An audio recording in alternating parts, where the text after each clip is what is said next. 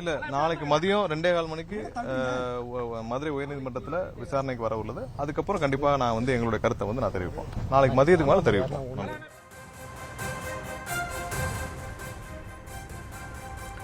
சற்று நேரத்திற்கு முன்னதாக தாவேக தரப்பிலிருந்து தாவேகாவின் இணை பொதுச் செயலாளர் நிர்மல்குமார் செய்தியாளர்களை சந்தித்திருந்தார். அப்போது செய்தியாளர்கள் விஜய் கரூர் செல்வாரா என்று கேள்வி எழுப்பியிருந்தார்கள். அதேபோல தாவேக தரப்பிலிருந்து 39 பேர் உயிரிழப்புக்கான கேள்விகளையும் எழுப்பியிருந்தார்கள். அதற்கும் நிர்மல்குமார் பதிலளிக்க மறுத்துவிட்டார். இது தொடர்பான விவரங்களோடு இணைந்திருக்கிறார் எமது செய்தியாளர் ரேவதி. அவரிடம் பேசலாம். வணக்கம் ரேவதி, அவர் அளித்த பேட்டி தொடர்பான முழுமையான விவரங்கள். வணக்கம். தமிழக வெற்றிக் கழக தலைவர் விஜய் அவரது அரசியல் கட்சி தொடங்கிய பிறகாக 2026 சட்டமன்ற தேர்தலில் போட்டியிடுவதற்கான பல்வேறு செயல்பாடுகளை தொடர்ந்து செய்து வந்திருக்கிறார். அந்த அடிப்படையில் நேரடியாக மக்கள் சந்திப்பை நடத்துவதற்காக ஒவ்வொரு சனிக்கிழமையும் ஒவ்வொரு மாவட்டங்களுக்கு சென்று மக்களை நேரடியாக சந்தித்து பரப்புரை மேற்கொண்டு வரக்கூடிய நிலையில் நேற்றைய தினம் குறிப்பாக நாமக்கல், கரூர் மாவட்டங்களுக்கு சென்று இந்த பரப்புரையை நடத்த திட்டமிட்டு தொடர்ந்து அந்த பரப்புரைக்கான நடைமுறைகள் நடந்து வந்தன. ஒவ்வொரு சந்திப்பின் போதும் மக்கள் கூட்டம் அதிகப்படியாக இருந்து வந்த நிலையில் கரூரை பொறுத்தவரை கட்டுக்கடங்காத மக்கள் கூட்டம் இருந்தது. 12 மணிக்கு வர வேண்டிய விஜய் 7 மணிக்கு வந்ததன் காரணமாக அதிகப்படியான மக்கள் காலை முதல் காத்திருந்ததால் 39 பேர் வரை அந்த கூட்ட நெரிசலில் சிக்கி மயக்கமடைந்து காயமடைந்து உயிரிழந்த சூழல் ஏற்பட்டிருக்கிறது. இந்த சூழல் தொடர்பாக பல்வேறு அரசியல் கட்சி தலைவர்கள் நேரடியாக சென்று அவர்களுக்கு இரங்கல் தெரிவித்து வந்து கொண்டிருக்கக்கூடிய நிலையில் தமிழக வெற்றிக் கழகம் சார்பில் இன்னும் யாரும் நேரடியாக செல்லாத சூழல் இருக்கிறது.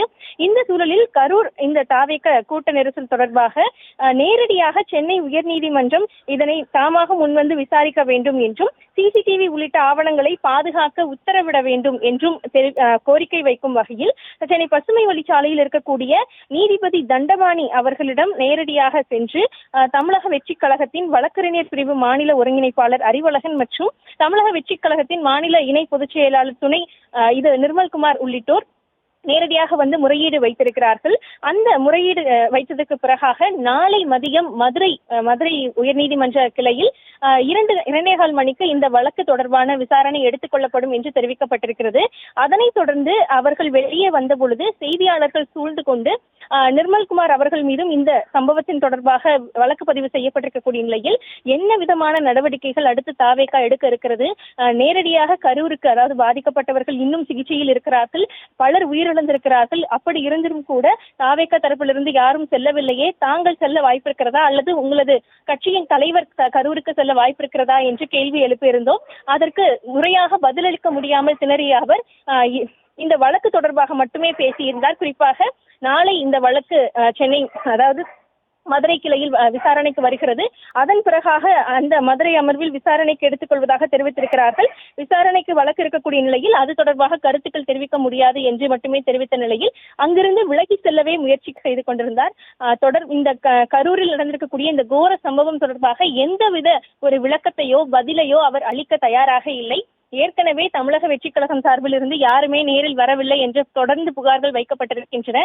தமிழக முதலமைச்சர் நள்ளிரவே அங்கு சென்றிருக்கிறார். துணை முதலமைச்சர், பல்வேறு எதிர்க்கட்சி தலைவர்கள் நேரடியாக அங்கு சென்று கரூரில் பாதிக்கப்பட்டிருக்கக்கூடிய உயிரிழந்திருக்கக்கூடிய உறவினர்களை பார்த்து அவர்களுக்கு ஆறுதலையும் இரங்கலையும் தெரிவித்து வரக்கூடிய நிலையில் இந்த பிரச்சனைக்கு காரணமாக இருக்கக்கூடிய, அதாவது எந்த கட்சியின் சார்பில் நடைபெற்ற கூட்டத்தில் மக்கள் உயிரிழந்தார்களோ அந்த கட்சியினரோ அந்த கட்சியின் தலைவரோ இன்னும் நேரில் செல்லவில்லை என்பது மிகப்பெரிய ஒரு குற்றச்சாட்டாக இருக்கிறது.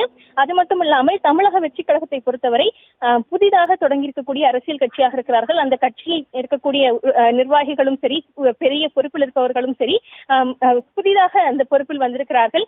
இது இவ்வளவு பெரிய மக்கள் கூட்டத்தை சமாளிப்பதற்கோ மாநாடு இது போன்ற பிரச்சாரங்களை நடத்துவதற்கோ அனுபவம் இல்லாதவர்களாகவும் இருப்பதாக சொல்லப்படக்கூடிய நிலையில் அவர்களுக்கு இந்த கூட்டத்தை சமாளிக்கக்கூடிய அந்த திறன் இல்லையா அல்லது முன்னேற்பாடுகள் செய்யவில்லையா என்ற பல்வேறு கேள்விகள் எழுந்து வரக்கூடிய நிலையில் இந்த உயிரிழப்புகளை அவர்களால் சமாளிக்க முடியவில்லையா, இந்த விஷயத்தை எப்படி கையாள்வது என்று தெரியவில்லையா என்ற குழப்பங்களும் எழுந்திருக்கிறது.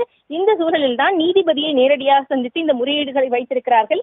இன்னும் தமிழக வெற்றிக் கழகம் தரப்பில் இருந்து எந்தவித ஒரு விஷயங்களும் கரூருக்கு செல்வது தொடர்பாக முன்னெடுக்கவில்லை. அது தொடர்பாக இந்த கேள்வி எழுப்பப்பட்ட பொழுதும் கூட தமிழக வெற்றி கழகத்தில் ஒரு முக்கிய பொறுப்பில் இருக்கக்கூடிய நிர்மல்குமார் கூட செய்தியாளர் சந்திப்பில் இது தொடர்பாக பதிலளிக்க மறுத்து சென்றிருக்கிறார்.